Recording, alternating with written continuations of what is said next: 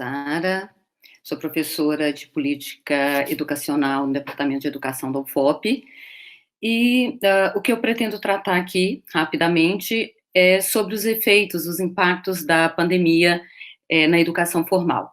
Bom, nós podemos analisar ou examinar os impactos da pandemia no âmbito da educação básica sob diferentes lentes analíticas, mas eu vou privilegiar, no âmbito dessa gravação, as desigualdades educacionais dentro desse extrato, que é a educação básica, e na perspectiva do dever de oferta pelo Estado, e aí Estado estou tomando municípios e Estado, e o direito à educação com a garantia de um padrão de qualidade.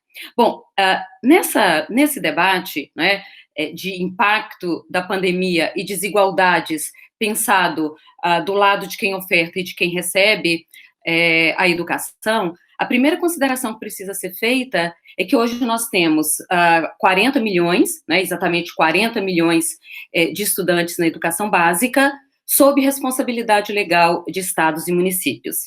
E há variação entre esses 40 milhões entre estados e municípios, que em alguns entes subnacionais, como alguns municípios do Maranhão, de Alagoas, a rede, majoritariamente, está na mão dos municípios.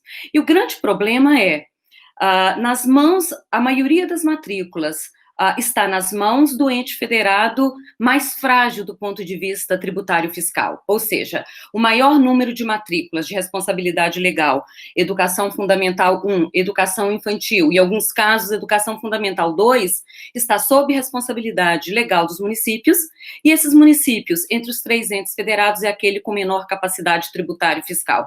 Portanto, os impostos menores estão nas mãos dos municípios, né, como o IPTU e o ISS.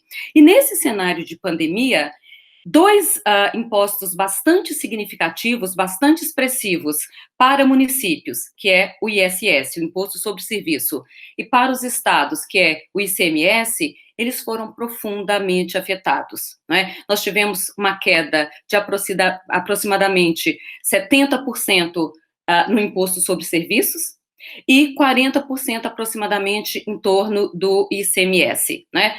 Os valores são menores, porque o ICMS é um imposto indireto e as pessoas continuam consumindo, diferentemente dos serviços, que teve uma queda mais brusca. E qual que é o problema dessa queda do ICMS e do ISS?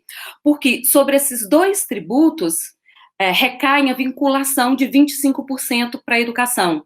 Então, 25% do ISS é vinculado para a educação fundamental e educação infantil, de obrigação do município, e 25% do ICMS é vinculado para o ensino, a oferta do ensino médio prioritário e também ensino fundamental 2, porque algumas redes, a rede estadual ainda assume o ensino fundamental 2. Né? Então, esse comportamento tributário vai ter um efeito muito forte sobre o financiamento educacional por conta desses dois impostos sobre os quais ocorre a vinculação para a educação.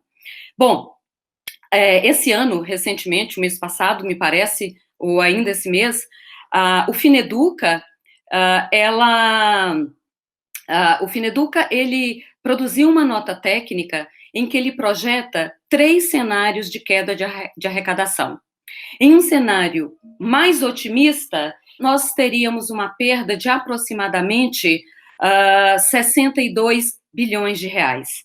Num cenário mais difícil, essa perda chegaria a 186 bilhões, considerando os tributos que estão envolvidos na questão educacional. Isso, sendo examinado só na perspectiva da educação, isso significa uma redução de 17 bilhões para, num cenário considerado otimista, uma retração de 17 bilhões para a educação, para o financiamento de educação básica, e num cenário mais duro, né, isso implicaria, segundo o Fineduca, uma perda de 52 bilhões no financiamento da educação básica. E, obviamente, esse cenário regressivo, né, de queda de impostos vai atingir também os valores praticados pelo Fundeb, que em larga medida vem contribuindo para a educação. Né? Portanto, qual que é o efeito mais imediato?